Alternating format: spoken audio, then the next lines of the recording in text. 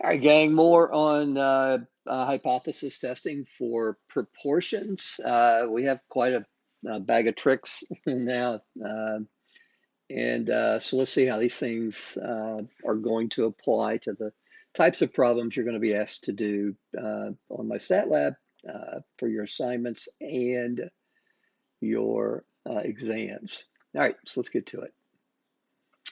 I haven't done these, so hopefully there are no major issues. In a newspaper survey of 462 people, 55% that we should replace passwords with biometric security, such as fingerprints. The accompanying stat disk. Stat disk is just a statistical software package, very similar to StatCrunch. There are a lot of them. You can do a lot of this on Excel, graphing calculators, R, Minitab, SPSS, SAS, and so on. Test the claim that half of us say, so the claim is that P is equal to 0.5. Use the normal distribution as approximation. This just tells you that using standard z-test for proportions is okay. And test at the 0.05 level. So is the test a two-tail, left tail, or right tail? So we want to test the claim. So it doesn't say anything about testing to see if it's higher or lower, it just says test. So for that, and that's something I covered previously in an instructional video, would be a two-tail test. The test statistic is just the z-value, and just so we round to two places, this will be just 2.14. All right, what is the p-value? Well, the p-value is given. All we have to do is type it in and don't do something goofy. So 0.032.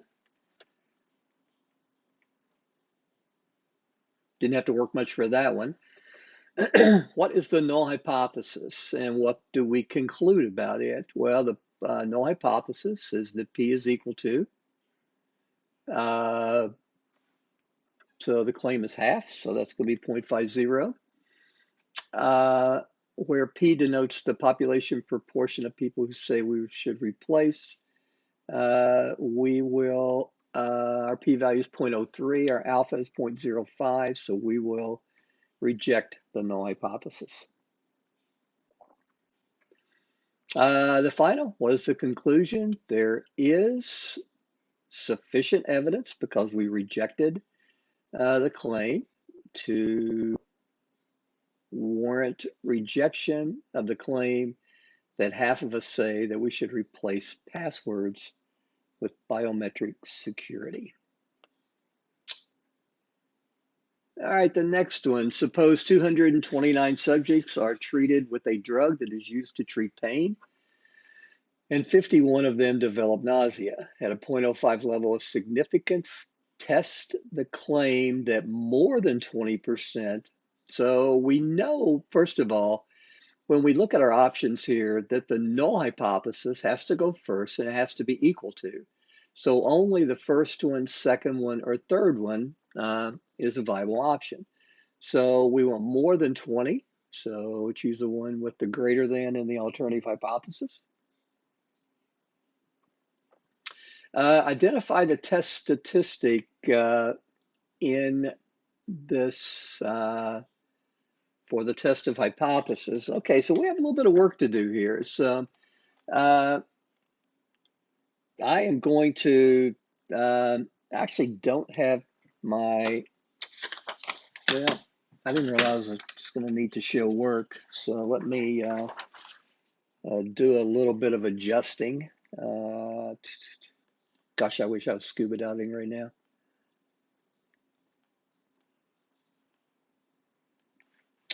All right, so let's calculate this test statistic.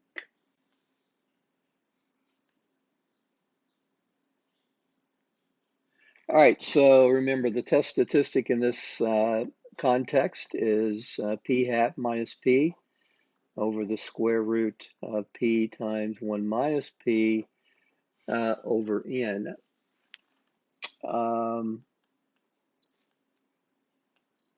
All right, so our p hat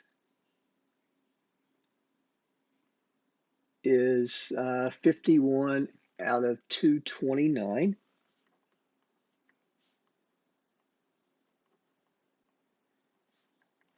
So this is going to be, wow, where did I get 55? I have no idea. 51 out of 229. Probably threw you guys a loop there. So 0.2227. I want to go out quite a few places just for technical accuracy. So 0.2227 minus the claim of what, 20%? And divided by the square root of 0.2 times 0.8 over the 229. So if I can put that in my calculator, life is good. So 0.2227 minus 0.2 divided by the square root of 0.2 times 0.8 divided by 229. So I get 0.8588. And I'll just show you what I did. So right there. So the test statistic, point 8588. I need two places, so 0.86. All right, identify the p-value for this test. Well, actually, probably the easiest way to run this is just to use StatCrunch. And let me grab StatCrunch.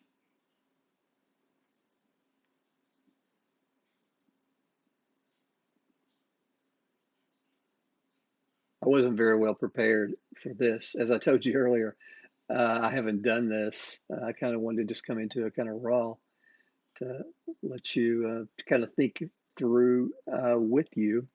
So this is okay. It's a little clumsy, but hey, we'll get there. So I need to go to proportion stat one with summary. And number of successes were 51 out of observations at 229. I would test at what, 0.2?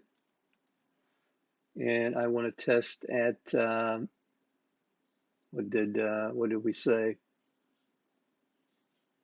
Greater than 0.2.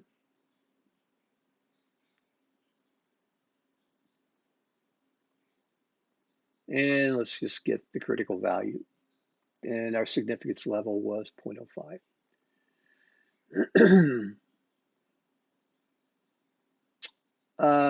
Okay, typo. All right, so the p-value is 0.1952.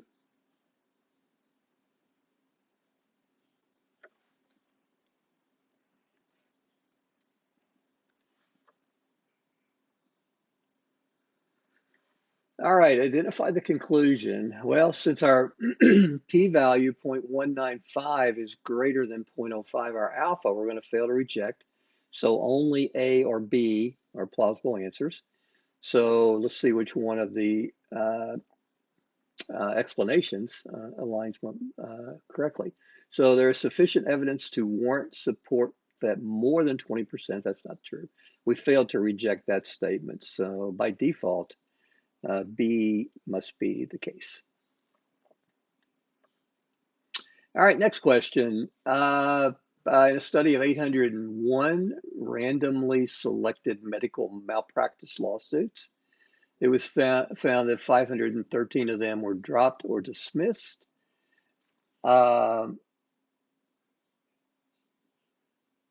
Okay, at a 0.01 level of significance, test the claim that most are dropped. Okay, so our null hypothesis has to be P equal 0.5, so it can only be B, D, or F, and test the claim that most, so that would mean more than 0.5, so D would be the plausible answer there. What is the test statistic? Okay, well, I'm going to write this information down over here so I'll have it. So we have P equal 0.5, P greater than 0.5, and P hat is 513 out of 801. So let's grab StatCrunch. I'm just going to use this and edit it. So I have 513 out of 801. Can't read my writing. The null hypothesis is 0.5. I really like that StatCrunch, once it sets 0.5 or once it sets the claim value in the null hypothesis, it sets the alternative hypothesis where you can't, where we can change it. So we need that the P is greater than 0.5, and our critical value, I believe that's 0.01, wasn't it? Yeah.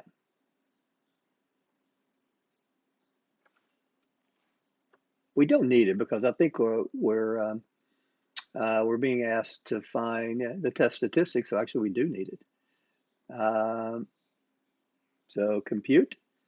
So the test statistic would actually be 7.95.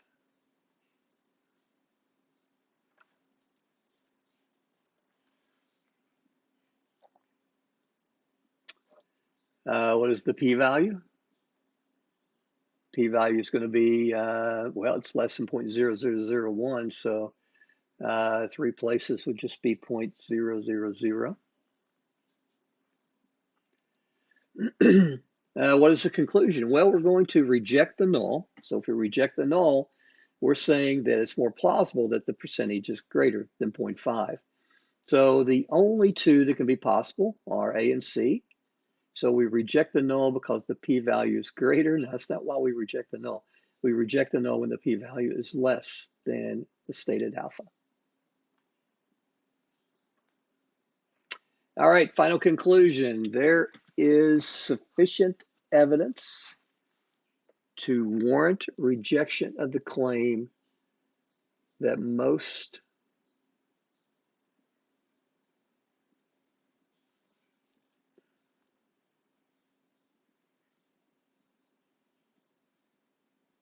so we're not rejecting the claim that most, we're rejecting the claim that it's equal to 0.5. So these are a little bit tricky. You have to step back and it forces you to really understand the conclusion of the test. All right, I think this is the last question, right? Yeah. All right, so a poll of 1338, 53%, so 1,138 times 0.53.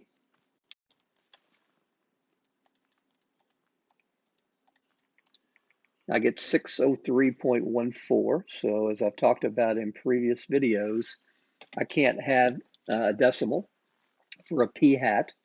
So I know that my p hat has to be 604 over 1138. This was actually 603.14, but again, can't have 0.14 of a person. So test at the 0.05 significance level that half of teens have made new friends online. The p-value method, so use the p-value method. Okay, so we have p is equal to 0.5. And we will test not equal to 0.5.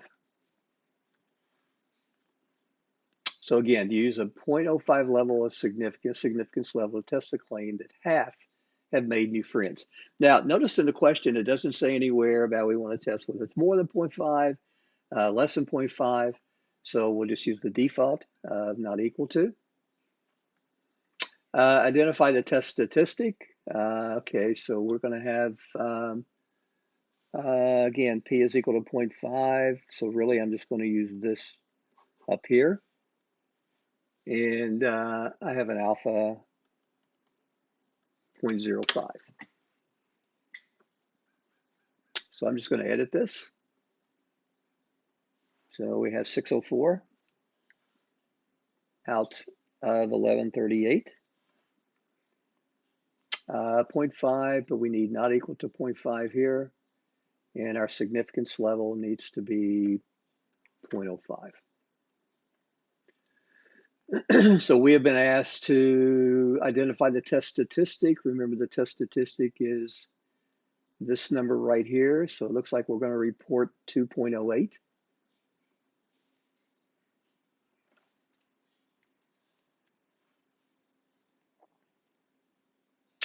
All right, that's fun.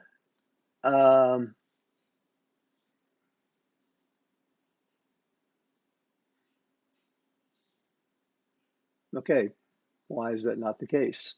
What did we do wrong here? P equal 0.5, P not equal to 0.5. We have 604 out of 1138. 2.08 should be the correct answer. I have no idea. I guess quite possibly it wanted us to round down. Well, this is fun.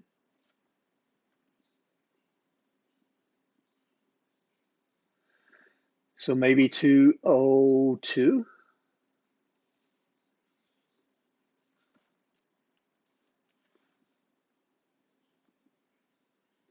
All right, gang, I got to confess, I've never seen that before. So let me tell you what's going on. All right, this is kind of insane. What happened is, I've been doing this a long time. So when we have 53% of 1138, I get 603.14.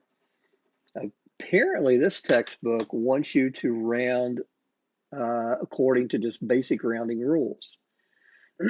I've always been taught and I've always used that we round up when we're solving this for a sample size. So don't do that. All right. So when you're doing these problems on my stat lab, you'll round down and report this as 603 instead of rounding up as every other textbook in this universe will teach. A little jab there at the author. So we'll use 603.14. All right, is what it is. P-value is going to be 0.04. Well, 0.044.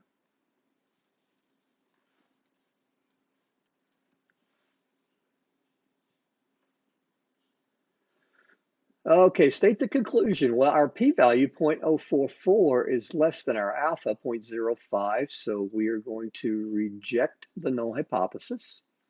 So there is sufficient evidence to warrant rejection of the claim that half of teens have made new friends online. All right, gang, that is it. Sorry for the little bump in the road there. I have to tell you, I completely disagree with the author on this one. And it may not even be the author. Sometimes, like if I'm going to do something like this, I'll have graduate assistants actually do this work and put in the correct answers. So, so anyway, for your sanity, I guess when you have the sample size presented in terms of like the total sample size and then the count out of the sample size as a percentage, round appropriately. So if this is 603.5 or higher, round to 604. If it's 603 of anything, up to 0.49, round down to 603. It's kind of strange, but it is what it is. Take care.